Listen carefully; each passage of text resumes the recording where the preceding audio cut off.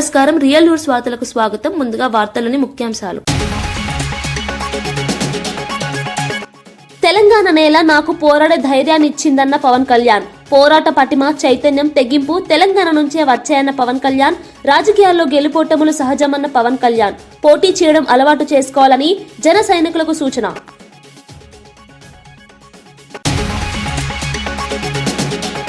అమరావతిలో మంత్రులు, ఐఏఎస్ అధికారులు, జడ్జిల నివాస భవనాల నిర్మాణాలపై మంత్రి నారాయణ కీలక వ్యాఖ్యలు. అమరావతిలో 4026 భవనాలు, ఫ్లాట్లు నిర్మాణంలో ఉన్నాయన్న నారాయణ. ఏప్రిల్ నాటికి పూర్తి చేసి హ్యాండ్ ఓవర్ చేస్తామన్న మంత్రి. వర్షాల కారణంగా కొన్ని పనులు ఆలస్యమయ్యాయని వెల్లడి. గోవిందరాజస్వామి ఆలయ ఘటనపై భూమన ఆగ్రహం. కూటమి పాలనలో ఆలయ భద్రత దెబ్బతిందన్న భూమన. దర్శనాల వివరాలు బహిర్గతం చేయాలని డిమాండ్. తిరుమల పవిత్రతపై ప్రభుత్వ వైఫల్యమే కారణమని ఆరోపణ.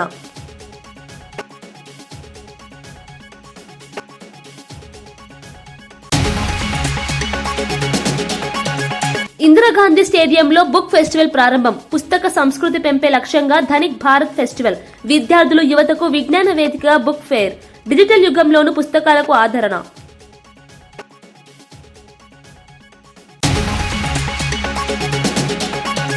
గృహజ్యోతి పథకంతో 3596 కోట్ల ఆదా. 200 యూనిట్ల ఉచిత విద్యుత్ అమలులో ప్రభుత్వం ఉందన్న భట్టి.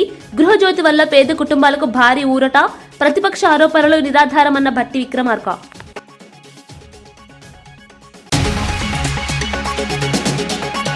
అమరావతి రాజధాని ప్రాంతంలో నిర్మాణ పనులు శరవేగంగా కొనసాగుతున్నాయని మంత్రి నారాయణ తెలిపారు. రాజధాని ప్రాంతంలో పర్యటించిన ఆయన ప్రధాన కార్యదర్శులు, మంత్రులు, న్యాయమూర్తుల కోసం నిర్మిస్తున్న బంగాళాలు, అపార్ట్మెంట్లను పరిశీలించారు. అమరావతిలో మొత్తం 4026 భవనాలు, ఫ్లాట్లు నిర్మిస్తున్నామని, అందులో 186 బంగాళాలు, 3850 అపార్ట్మెంట్లు ఉన్నాయని వివరించారు. ఏప్రిల్ నెలలో ఈ భవనాలను అందజేయడమే లక్ష్యంగా పనిచేస్తున్నామని చెప్పారు. ఈ ఏడాది భారీ వర్షాల కారణంగా కొంత ఆలస్యం జరిగినప్పటికీ పనులు ఆగలేదన్నారు. వర్షాలు తగ్గగానే నిర్మాణాలు వేగవంతం చేశామని వెల్లడించారు. అమరావతిని ప్రపంచ స్థాయి రాజధానిగా తీర్చిదిద్దాలన్నదే ప్రభుత్వ లక్ష్యమని తెలిపారు. అన్ని వసతులతో కూడిన పరిపాలన కేంద్రంగా అమరావతిని అభివృద్ధి చేస్తామని మంత్రి నారాయణ స్పష్టం చేశారు. జడ్జిస్కు 36, 186 బంగళాలు, ఇండివిజువల్ హౌసెస్. అదేవిధంగా ఎమ్మెల్యేలు, ఎమ్మెల్సీకి 12 టవర్లతో 288 హౌసెస్ కడుతున్నాం. అదేవిధంగా ఆల్ ఇండియా సర్వీస్ ఆఫీసర్స్కి 6 టవర్లలో 144 హౌస్ కడుతున్నాం. ఎన్జిఓస్కి 21 టవర్స్లో 1968 హౌసెస్ కడుతున్నాం. అదేవిధంగా gazetted officer type 1, type 2 8 టవర్లలో 720 houses కడుతున్నాం. అదేవిధంగా గ్రూప్ డి ఆఫీసర్స్ 6 టవర్సు 720 మంది కడుతున్నాం. మొత్తం ఏదైతే ఇండివిజువల్ హౌసెస్ బంగాళాలు కాకుండా 3840 అపార్ట్మెంట్ మోడల్లో హౌసెస్ కడుతున్నాం. సో బంగాళాలు తర్వాత అపార్ట్మెంట్ మోడల్లో కట్టే హౌస్ అన్నీ తీసుకుంటే 4026.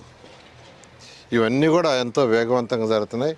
మీకు అందరికీ తెలిసిందే, ఈ సంవత్సరం వర్షాలు అధికంగా రావటం, 4 నెలలు అయితే ఆల్మోస్ట్ వర్క్ పూర్తిగా చేయలేకపోయారు. వర్షాలు పోయిన తర్వాత అన్ని వర్క్స్ టేకప్ అయినాయి. అండర్గ్రౌండ్ డ్రైనేజ్ కానీ, డ్రింకింగ్ వాటర్ కానీ, రోడ్ తర్వాత యూజీడీ కానీ, తర్వాత ఎలక్ట్రికల్ కేబుల్స్ కానీ అండర్గ్రౌండ్, అదేవిధంగా టెలిఫోన్ కేబుల్స్ కానీ, సెంటర్ డివైడర్ కానీ, బఫర్ ఏరియా గ్రీనరీ కానీ, ఈవెన్ గ్రీనరీ కూడా స్టార్ట్ అయింది. ఈ విధంగా అమరావతి క్యాపిటల్ సిటీలో ఏదైతే 360 కిలోమీటర్లు ట్రంక్ రోడ్స్, 1500 కిలోమీటర్ల లేఅవుట్స్ రోడ్స్ ఇవన్నీ స్టార్ట్ అయినాయి. వాటితోటే ఈ హౌసెస్ కూడా వేగవంతంగా ఇక్కడ కావాల్సిన మౌలిక వసతులు, road, drains, water, electrical work కూడా స్టార్ట్ చేశారు. అదేవిధంగా క్లబ్ హౌసెస్ అనేవి కూడా స్టార్ట్ చేశారు. ఇవన్నీ కూడా మార్చి 31కి పూర్తయ్యేటట్టుగా ప్రణాళికలు రచించడం జరిగింది. ఈరోజు నేను యాక్చువల్గా మినిస్టర్స్ బంగళాలు ఏదైతే ఉన్నాయో 35 విజిట్ చేస్తే 30లో 25లో బ్రిక్ వర్క్ అదంతా కంప్లీట్ అయిపోయి ప్లాస్టింగ్ కూడా మేజర్ అయిపోయింది. మరొక 15లో యాక్చువల్గా కొంత బ్రిక్ వర్క్, మిగతా 5 కూడా వర్క్ జరుగుతుంది. అదేవిధంగా రోడ్ నెట్వర్క్ కూడా 1.5 కిలోమీటర్ అది కూడా జరుగుతుంది. అదేవిధంగా ఆల్ ఇండియా సర్వీస్ ఆఫీసర్స్ బంగ్లాలు తీసుకుంటే దానికి సంబంధించి కూడా యాక్చువల్గా బ్యాంక్ ఆఫ్ బరోడా నివేదికలో ఆంధ్రప్రదేశ్ దేశంలోనే ఇండియా ఇన్వెస్ట్మెంట్ లీడర్ గా నిలిచిందని రాష్ట్ర మంత్రి డాక్టర్ డోలాశ్రీ బాల వీరాంజనేయ స్వామి వెల్లడించారు. అమరావతిలోని ఎన్టీఆర్ భవన్ లో నిర్వహించిన మీడియా సమావేశంలో ఆయన ఈ వివరాలు తెలిపారు. పెట్టుబడులకు అనుకూల వాతావరణం, పారదర్శక విధానాలు, వేగవంతమైన అనుమతుల కారణంగా ఏపీ పెట్టుబడిదారుల తొలి ఎంపికగా మారిందని చెప్పారు. పరిశ్రమల స్థాపనలో రాష్ట్రం ముందంజలో ఉందని, ఉద్యోగ అవకాశాలు భారీగా పెరుగుతున్నాయని వివరించారు. కూటమి ప్రభుత్వం వచ్చిన తర్వాత పాలనలో స్థిరత్వం, స్పష్టమైన విధానాలు అమలవుతున్నాయని తెలిపారు. మౌలిక వసతుల అభివృద్ధి, పోర్టులు, రహదారులు, ఇండస్ట్రియల్ కారిడార్లు పెట్టుబడులకు బలమవుతున్నాయని అన్నారు. బ్యాంక్ ఆఫ్ బరోడా వంటి జాతీయ స్థాయి సంస్థ ఏపీని ప్రశంసించడం రాష్ట్రానికి గర్వకారణమని మంత్రి పేర్కొన్నారు. భవిష్యత్తులో మరింత పెట్టుబడులు రాబట్టడమే లక్ష్యంగా ప్రభుత్వం పనిచేస్తుందని స్పష్టం చేశారు. ఈ రోజు చూసుకుంటే అంతర్జాతీయ స్థాయిలో ఉన్నటువంటి పెట్టుబడులకు వచ్చాక గూగుల్ సంస్థ పాటు ఇన్ఫోసిస్, కాగ్నిజెంట్ ఇలాంటివి అన్నీ కూడా మనకి విశాఖపట్నంలో పెట్టుబడులకు వచ్చాయి. దీంతో పాటుగా రిలయన్స్ డేటా సెంటర్ ఇవన్నీ కూడా వచ్చాయంటే ఒక నమ్మకం, విశ్వాసంతో మాత్రమే జరిగిందనే విషయాన్ని మనం తెలియజేస్తున్నాం. ఇక్కడే కాకుండా అమరావతిలో క్వాంటమ్ వ్యాలీ అనేది భారతదేశంలోనే, ఎందుకంటే దక్షిణాసియాలోనే మొట్టమొదటిది మన అమరావతిలో ఏర్పాటు చేస్తాం. దీనికోసం విశేషమైనటువంటి కృషి చేసిన దానిలో మన యువ నాయకులు లోకేష్ గారు, అదేవిధంగా ముఖ్యమంత్రి గారితో పాటు కేంద్ర ప్రభుత్వం కూడా సహకరించింది. ఈరోజు ఈ క్వాంటమ్ వ్యాలీలో పెట్టుబడులు పెట్టేదానికి IBM, TCS, క్యూబిక్ టెక్ వంటి కంపెనీలు కూడా ఈ రంగంలో పెట్టుబడులకు రావడానికి వస్తున్నాయంటే ఇది మన ప్రభుత్వం మీద ఉన్నటువంటి విశ్వాసం, పారిశ్రామిక వర్గాల్లో ఉన్నటువంటి నమ్మకాన్ని రుజువు చేస్తూ ఉంది. ఇవి అన్నీ కూడా ఈ రాష్ట్రంలో అనిశ్చితి పోయింది, వేధింపులు పోయినాయి, నమ్మకం వచ్చింది, అభివృద్ధిని ప్రోత్సహిస్తున్నారు అనేటువంటి సుస్థిర అభివృద్ధిని సూచిగా వస్తుంది. దాంతోపాటు GSDP కూడా వృద్ధి రేటు మనం పుంజుకున్న విషయాన్ని మీకు ఒక 2వ త్రైమాసికంలోనే మన ముఖ్యమంత్రి గారు ప్రజెంట్ చేశారు. ఇవన్నీ కూడా ప్రజల్లో కూడా ఒక నమ్మకాన్ని కలిగిస్తున్నాయి. చుట్టుపక్కల ఉన్నటువంటి రాష్ట్రాల్లో కూడా ఆంధ్రప్రదేశ్తో మనం పోటీ పడలేము అన్నటువంటి ఒక వాళ్ళకు ఒక అనుభూతి, అంటే అంత స్పీడ్గా ఈ ఎన్డీఏ ప్రభుత్వం ముందుకెళ్తుంది అనేటువంటిది కూడా కలిగిస్తూ ఉన్నాయి. ఈరోజు పెట్టుబడులు కూడా పక్క రాష్ట్రాల నుంచి మన దగ్గరికి వస్తున్నాయి. గత ప్రభుత్వాలు ఏమంటే ఇక్కడ మన రాష్ట్రంలో ఉన్న పారిశ్రామికవేత్తలు ఇక్కడ పెట్టుబడులు పెట్టకుండా పక్క దేశాలకు వెళ్ళిన ఉదాహరణ అమర్ రాజాతో పాటు గతంలో మీ వేధింపులు వెళ్ళిపోయినటువంటి సంస్థలు కూడా తిరిగి ఇక్కడ పెట్టుబడులు వస్తూ ఉన్నాయి. ఇదంతా కూడాను గౌరవ ముఖ్యమంత్రి గారి మీద ఉన్నటువంటి నమ్మకం అని చెప్పేసి తెలియజేసుకుంటూ 18 నెలల కాలంలోనే 25 లక్షల కోట్ల పైగా మనం పెట్టుబడులు తీసుకురాగలిగామంటే ఈ ప్రభుత్వం ఎంత కృషితో, ఎంత పట్టుదలతో అధోగతిలో ఉన్నటువంటి ఆర్థికంగా ఇబ్బంది ఉన్నటువంటి ప్రాంతాన్ని దీన్ని అభివృద్ధి చేయడం చేస్తుందనేది ఒకసారి గమనించుకోవాలి. ఇంకో విధంగా తీసుకుంటే మేము చెప్పిన విధంగా సంక్షేమాన్ని అమలుపరుస్తున్నాం. సంక్షేమానికి పెద్ద మొత్తంలో ఖర్చు పెడుతున్నప్పటికీ కూడా గత పాలకులు చేసినటువంటి అప్పులు తీర్చుకుంటూ అభివృద్ధి పదంలో పయనింపజేస్తూ ఈ రాష్ట్రంలో అభివృద్ధి జరిగి పెట్టుబడులు పెట్టినప్పుడే ఆర్థిక పరిస్థితి పుంజుకూడదని గొప్పగా నమ్మినటువంటి వ్యక్తి మన ప్రీతం ముఖ్యమంత్రి చంద్రబాబు నాయుడు గారు. వారి యొక్క ఆలోచన గోవిందరాజస్వామి ఆలయంలో జరిగిన ఘటనపై టీటీడీ మాజీ చైర్మన్ భూమన కరుణాకర్ రెడ్డి తీవ్ర ఆగ్రహం వ్యక్తం చేశారు. కూటమి ప్రభుత్వం వచ్చిన తర్వాత ఆలయాల భద్రత పూర్తిగా దెబ్బతిందని విమర్శించారు. TTD chairman BR Naidu VIP సేవల్లోనే పరిమితం అయ్యారని ఆరోపించారు. తిరుమలలో మద్యం, మాంసం లభ్యతపై భక్తుల్లో ఆందోళన నెలకొందని పేర్కొన్నారు. దర్శనాల చిట్టాను ప్రజల ముందుంచాలని డిమాండ్ చేశారు. ఆలయాల పవిత్రత కాపాడటంలో ప్రభుత్వం విఫలమవుతోందని అన్నారు. భద్రతా వైఫల్యాలపై తక్షణమే సమీక్ష నిర్వహించాలని కోరారు. దేవాలయాలపై రాజకీయ ప్రభావం పెరుగుతోందని, ఇది హిందువుల మనోభావాలను దెబ్బతీస్తోందని వ్యాఖ్యానించారు. తిరుమల వంటి పుణ్యక్షేత్రాల్లో ఇలాంటి ఘటనలు పునరావృతం కాకుండా కఠిన చర్యలు తీసుకోవాలని ప్రభుత్వాన్ని భూమన డిమాండ్ చేశారు. ఆలయ ప్రతిష్ట పూర్తిగా మంటగలిపే విధంగా వాళ్ళ చర్యలన్నీ కూడా స్పష్టంగా కనిపిస్తున్నాయి. ఎంతసేపు మేమేదో గొప్పలు చేశాము అని చెప్పుకొని భజంత్రీలు చేయించుకుంటూ ఉండటమే తప్ప ఆలయ ప్రతిష్టకు కానీ, ఆధ్యాత్మిక పరిరక్షణకు కానీ, ధర్మాన్ని కాపాడాలన్న ఉద్దేశం కానీ ఏమాత్రం కూడా లేకుండా వివిఐపీల సేవలో తరిస్తున్నటువంటి బిఆర్ నాయుడు గారి నేతృత్వంలో తిరుమల ఆలయం మరింతగా పాలన గాడి తప్పింది. సాక్షాత్తు వెంకటేశ్వర స్వామి అగ్రజునిగా పూజలు అందుకుంటున్నటువంటి టిటిడి ప్రధాన ఆలయాలలో ఒకటైనటువంటి గోవిందరాజస్వామి ఆలయ రాజగోపురం మీద ఒక తాగుబోతు కలశాల మీదకి వెళ్ళి అక్కడున్నటువంటి చిన్న విగ్రహాలను కాళ్లతో తొక్కుతూ అక్కడి నుంచి నాకు మందు కావాలి అని డిమాండ్ చేస్తున్నాడు అని అంటే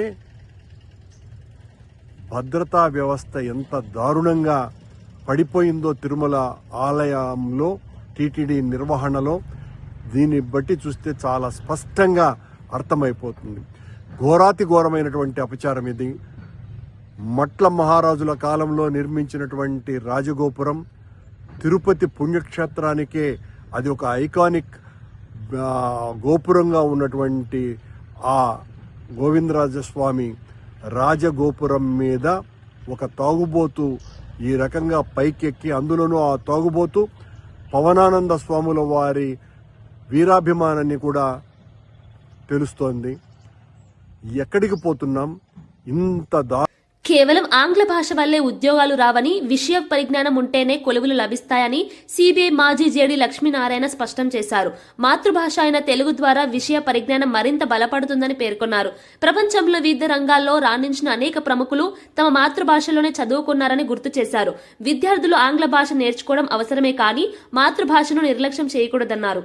ఆలోచన శక్తి, విశ్లేషణ సామర్థ్యం మాతృభాషలోనే బలంగా పెరుగుతుందని తెలిపారు. విద్యా విధానంలో మాతృభాషకు ప్రాధాన్యత ఇవ్వాలని సూచించారు. మాతృభాష ద్వారా నేర్చుకున్న జ్ఞానం జీవితాంతం ఉపయోగపడుతుందని అన్నారు. యువత భాషపై గర్వంతో పాటు నైపుణ్యాలపై దృష్టి పెట్టాలని హితవు పలికారు. సమాజ అభివృద్ధికి మాతృభాష కీలకమని లక్ష్మీనారాయణ పేర్కొన్నారు.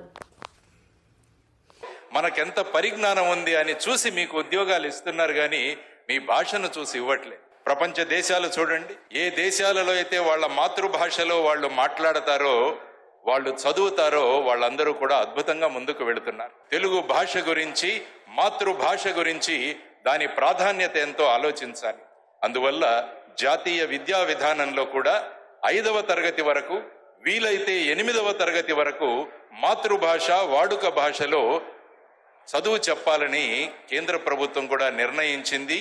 అయ్యన్న పాత్రుడు గారు ఉన్నారు, వారిని నేను కోరుకుంటున్నది ఏంటంటే ఈ విషయాలు గమనించి ఖచ్చితంగా మాతృభాషలోనే 5వ తరగతి వరకు, 8వ తరగతి వరకు వీలైతే తెలుగు భాషలో పిల్లలకు నేర్పించాలి చదువు అని నేను మనస్ఫూర్తిగా వారికి కోరుకుంటున్నారు. ఇందిరాగాంధీ మున్సిపల్ స్టేడియంలో ధనిక్ భారత్ ఇన్స్టిట్యూట్ ఆధ్వర్యంలో బుక్ ఫెస్టివల్ ఘనంగా ప్రారంభమైంది. పుస్తక సంస్కృతిని ప్రజలకు మరింత చేరువ చేయడమే లక్ష్యంగా ఈ కార్యక్రమాన్ని నిర్వహిస్తున్నట్లు నిర్వాహకులు తెలిపారు.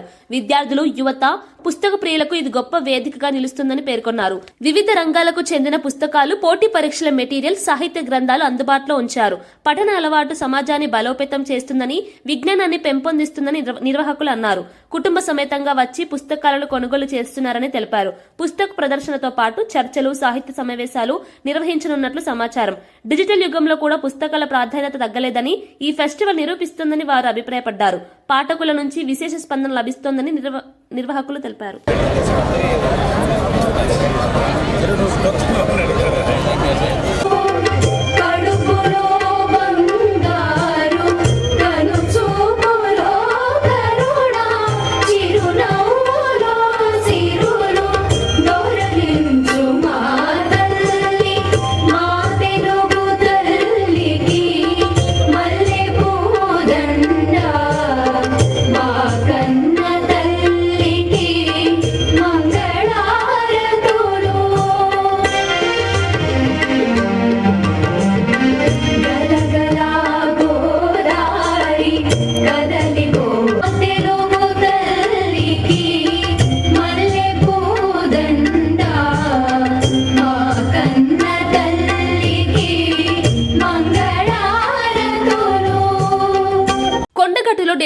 Pawan Kalyan, TTD chairman BR Naidu, Anjanna స్వామిని దర్శించుకున్నారు. ఆలయ అర్చకులు పవన్ కళ్యాణ్ కు సంప్రదాయ మర్యాదలతో స్వాగతం పలికారు. టీటీడీ ఆధ్వర్యంలో కొండగట్టు ఆలయ అభివృద్ధి పనులు వేగంగా సాగుతున్నాయని తెలిపారు. 35.19 కోట్లతో నిర్మించనున్న ధర్మశాల, వసతి గృహాలకు త్వరలో శంకుస్థాపన చేయనున్నట్లు వెల్లడించారు. భక్తులకు మెరుగైన సౌకర్యాలు కల్పించడమే లక్ష్యమని పవన్ కళ్యాణ్ చెప్పారు. ఆలయ అభివృద్ధితో పాటు పరిసర ప్రాంతాల అభివృద్ధిపైన దృష్టి పెట్టాలని అధికారులకు సూచించారు. కొండగట్టు ఆలయం తెలంగాణలో ప్రముఖ పుణ్యక్షేత్రమని పేర్కొన్నారు. భక్తుల రద్దీ దృష్ట్యా మౌలిక వసతులు మరింత విస్తరించాలని అన్నారు. ప్రభుత్వం దేవాలయాల అభివృద్ధికి పూర్తి సహకారం అందిస్తుందని పవన్ కళ్యాణ్ స్పష్టం చేశారు. వెంకటేశ్వర స్వామినః ఏవం శ్రీ ఆంజనేయ స్వామినః కృపయా లోక కళ్యాణార్థం సంకల్పిత యజమానస్య శ్రీమాన్ శ్రీమతః జనకుల గోత్రోద్భవస్య యజమానస్యాః కొణిదల కళ్యాణామదయస్య యజమానస్య సహకుటుంబస్య చ ఏతేషాం సర్వేషాం భక్తజనానాం సహకుటుంబానాం చ క్షేమస్థైర్యధైర్య వీర్య విజయాభయాయుః ఆరోగ్యైశ్వర్య ధనధాన్య పుత్రపౌత్రాభివృద్ధ్యర్థం సంకల్పిత లోక కళ్యాణార్థం ప్రజా సంక్షేమార్థం సంకల్పిత నూతన నిర్మాణ శ్రీ ఆంజనేయ స్వామినః సన్నిధోజ నూతన గృహ నిర్మాణ కర్మణి ఆదో శిలాఫలక సుముహూర్తః కాలే యజమానస్యాః శ్రీ లక్ష్మీ ప్రసన్న వెంకటేశ్వర స్వామినః శ్రీ ఆంజనేయ స్వామినః కృపయా షోడశోపచార పూజాంచ కరిష్యే. శ్రీ వెంకట తదాగ్రే భూతస్య జాతః పతిరేక ఆసేత్ సదాధార పృథివేన్యాముదేవాంగస్మై దేవాయ హవిషా విధేమ. దీనికి సహకారం తెలిపిన ఆంధ్రప్రదేశ్ దేవాదాయ శాఖ మంత్రి శ్రీ ఆనం రామనారాయణ రెడ్డి గారికి, గౌరవ ముఖ్యమంత్రి శ్రీ నారా చంద్రబాబు నాయుడు గారికి, టీటీడీ ఈవో అనిల్ కుమార్ సింఘాల్ గారికి, టీటీడీ అడిషనల్ ఈవో వెంకయ్య గారికి, టీటీడీ జేఈఓ శ్రీ వీరబ్రహ్మం గారికి, టీటీడీ ప్రధాన ఇంజనీర్ శ్రీ సత్యనారాయణ గారికి పేరు పేరు అందరికీ నా హృదయపూర్వక కృతజ్ఞతలు.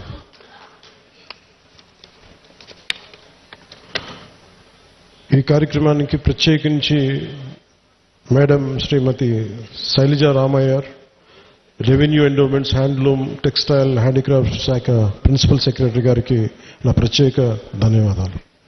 కలెక్టర్ అండ్ జిల్లా మేజిస్ట్రేట్ జగిత్యాల శ్రీ సత్యప్రసాద్ గారికి, తెలంగాణ దేవాదాయ విభాగం కమిషనర్ శ్రీ ఎస్ హరీష్ గారికి, అసలు దీనికి సంబంధించి ధార్మిక అడ్వైజర్, మన తెలంగాణ ప్రభుత్వానికి ధార్మిక అడ్వైజర్ శ్రీ గోవింద్ హరి గారికి నా నమస్కారాలు తెలియజేసుకుంటూ, వారు తెలియజేసిన విషయం మీకు చేస్తున్న, తెలంగాణ ప్రభుత్వం ముఖ్యంగా కొండగట్టుకు సంబంధించి మాస్టర్ ప్లాన్ చేస్తుంది. దీనికి ఈ రోజున మీరు శ్రీకారం చుట్టారని నాకు చెప్తా ఉంటే నాకు చాలా ఆనందపడింది. ఎందుకంటే ఇది ఆంజనేయ స్వామి ఒకరి సొత్తు కాదు, ఒక ప్రాంతపు సొత్తు కాదు, అది విశ్వంతర్యామైన యూనివర్సల్ గాడ్. సో అలాంటి స్వామివారికి సేవ చేసుకునే భాగ్యంలో భాగంగా మాకు ఈ భాగ్యం కలగటం చాలా చాలా ఆనందంగా ఉంది. అలాగే మన అడ్డూరి లక్ష్మణ్ కుమార్ గారు ప్రత్యేకించి చెప్తా, దీనికి గిరి ప్రదక్షిణ లాంటి ఉంటే బాగుంటుంది, మీరందరూ పూనుకుంటే బాగుంటుంది అనుకుంటే, నేను ఇది రామసేవ, ఇది అలాగే ఇది బజరంగ బలి సేవ, ఇది దీనికి నా వంతు కృషిని ఖచ్చితంగా చేస్తాను. నేను కోరుకుంటుంది కూడా అందరితోటి డబ్బులు ఒక్కటే ప్రధానం కాదని, నేను అందరూ సమిష్టిగా బజరంగ బలి భక్తులు, రామ భక్తులు కోరుకుంటే జరగంది రామ రమే రామే మనోరమే సహస్రనామ తత్తుల్యం శ్రీరామ నామ వరాననే. శ్రీరామ రామ రామేతి రమే రామే మనోరమే సహస్రనామ తత్తుల్యం శ్రీరామ నామ వరాననే. నేటి ఈ కార్యక్రమానికి వచ్చేసిన గౌరవ పవన్ కళ్యాణ్ గారికి, శ్రీరామ రామ రామేతి రమే రామే మనోరమే సహస్రనామ తత్తుల్యం శ్రీరామ నామ వరాననే. श्रीराम राम रामेति रमे रामे मनोरमे కోనసీమ జిల్లా రాజోలులో బ్లాక్ మెయిల్ వేధింపులు భరించలేక ఓ యువతి ఆత్మహత్యకు పాల్పడిన ఘటన తీవ్ర విషాదాన్ని మిగిల్చింది. నిందితుడు బాపూజీ న్యూడ్ వీడియోలతో బెదిరింపులకు పాల్పడుతున్నాడని యువతి సూసైడ్ నోట్లో పేర్కొంది. ఈ వ్యవహారంలో కుల పెద్ద శ్రీనివాస్ కూడా దుష్ప్రచారం చేశాడని ఆరోపించింది. వేధింపులు తట్టుకోలేక చివరకు ప్రాణాలు తీసుకున్నట్లు పోలీసులు తెలిపారు. ఘటనపై కేసు నమోదు చేసిన పోలీసులు 2 నిందితులను అరెస్ట్ చేశారు. యువతి మృతితో కుటుంబ సభ్యులు తీవ్ర వేదనలో ఉన్నారు. ఈ ఘటన స్థానికంగా తీవ్ర సంచలనం సృష్టించింది. మహిళలపై వేధింపులు ఎంత ప్రమాదకరంగా మారుతున్నాయో ఈ సంఘటన తెలియజేస్తుందని ప్రజలు ఆవేదన వ్యక్తం చేస్తున్నారు. బాధిత కుటుంబానికి న్యాయం చేయాలని, నిందితులకు కఠిన శిక్షలు విధించాలని డిమాండ్ చేస్తున్నారు. చెడగొట్టనని చెప్పేసి పెళ్లి కాకుండా బ్యాడ్గా ప్రపగండా చేస్తాడని చెప్పేసి తర్వాత కాసు శ్రీనివాస్ అని చెప్పేసి సంఘ ప్రెసిడెంట్ ఒక ఆయన ఉన్నారు. ఆయన కూడా ఈ అమ్మాయి కోసం బ్యాడ్ ప్రపగండా చేస్తాడని చెప్పేసి దాంట్లో రాయడం జరిగింది. ఆ అమ్మాయి మృతికి వాళ్ళిద్దరే కారణం అని చెప్పి ఆ లెటర్లు కూడా రాయడం జరిగింది. దాని మీద దర్యాప్తు చేసి నిన్న ఈ రఘుపతి ఎలియాస్ బాపూజీని మరియు కాసు శ్రీనివాస్ గారిని నిన్న అరెస్ట్ చేసి రిమాండ్ పంపించడం జరిగింది. ప్రస్తుతానికి ఒక 8 days రిమాండ్ ఇచ్చారు.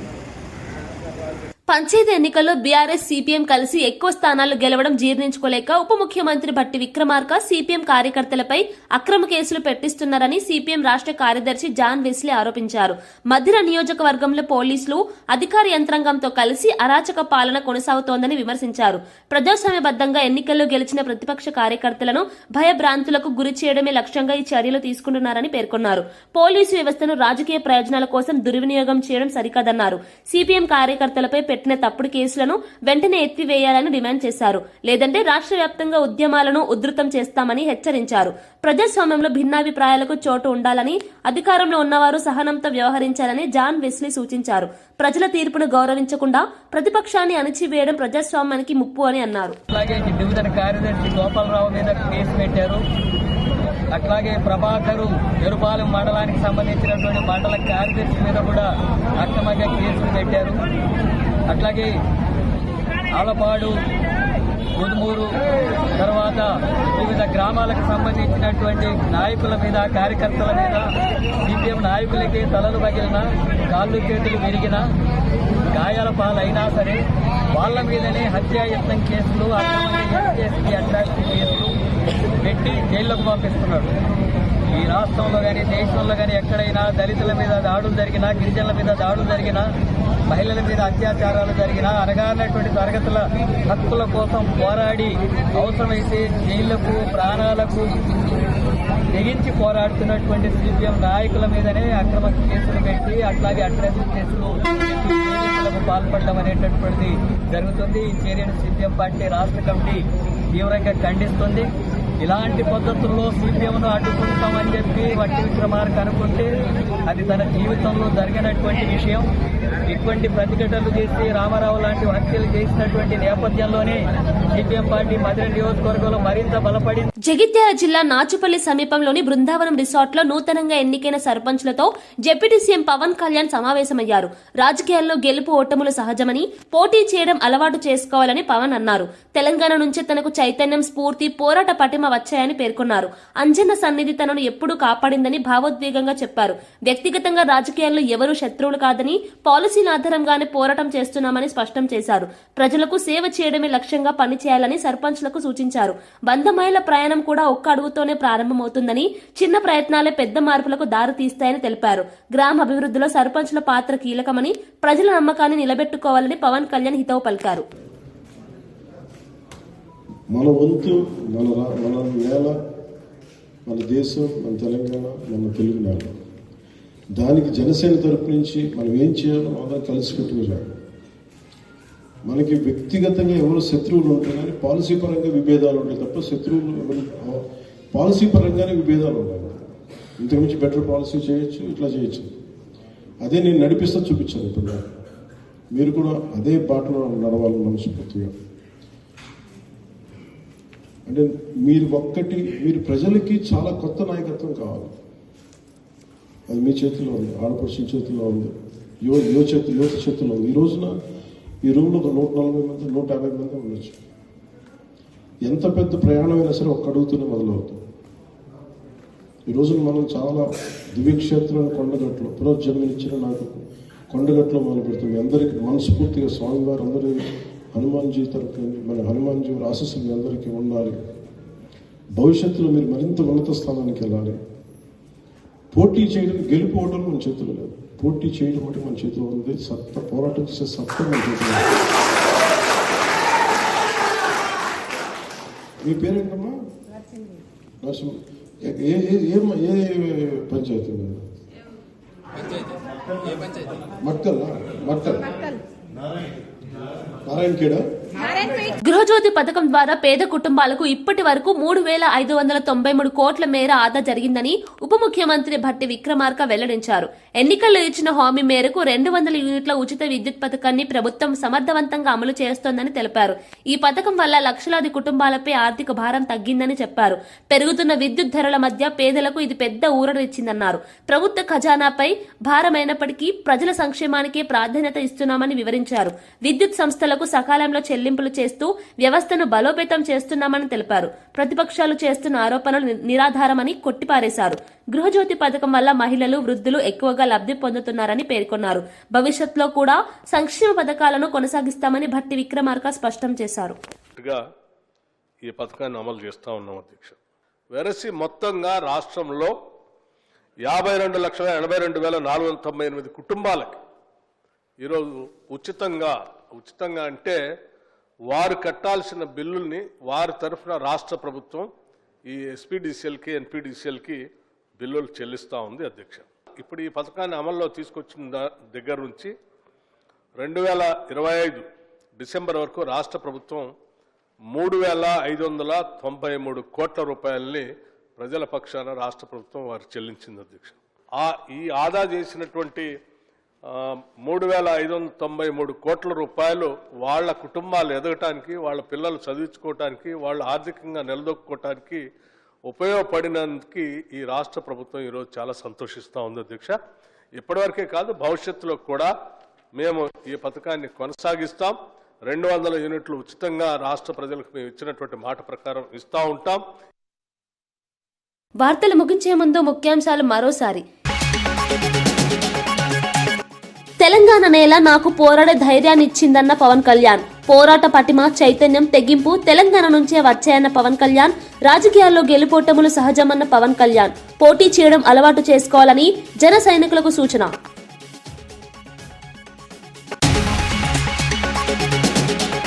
అమరావతిలో మంత్రులు, ఐఏఎస్ అధికారులు, జడ్జిల నివాస భవనాల నిర్మాణాలపై మంత్రి నారాయణ కీలక వ్యాఖ్యలు. అమరావతిలో 4,026 భవనాలు, ఫ్లాట్లు నిర్మాణంలో ఉన్నాయన్న నారాయణ. ఏప్రిల్ నాటికి పూర్తి చేసి హ్యాండ్ ఓవర్ చేస్తామన్న మంత్రి. వర్షాల కారణంగా కొన్ని పనులు ఆలస్యమయ్యాయని వెల్లడి. గోవిందరాజస్వామి ఆలయ ఘటనపై భూమన ఆగ్రహం. కూటమి పాలనలో ఆలయ భద్రత దెబ్బతిందన్న భూమన.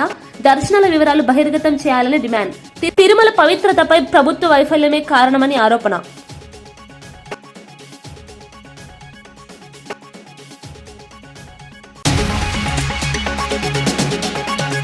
ఇందిరాగాంధీ స్టేడియంలో బుక్ ఫెస్టివల్ ప్రారంభం. పుస్తక సంస్కృతి పెంపే లక్ష్యంగా ధనిక్ భారత్ ఫెస్టివల్. విద్యార్థులు, యువతకు విజ్ఞాన వేదిక బుక్ ఫేర్. డిజిటల్ యుగంలోనూ పుస్తకాలకు ఆదరణ.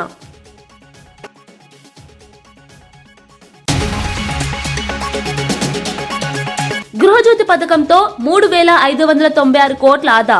200 యూనిట్ల ఉచిత విద్యుత్ అమలులో ప్రభుత్వం ఉందన్న భట్టి. గృహజ్యోతి వల్ల పేద కుటుంబాలకు భారీ ఊరట. ప్రతిపక్ష ఆరోపణలు నిరాధారమన్న భట్టి విక్రమార్క.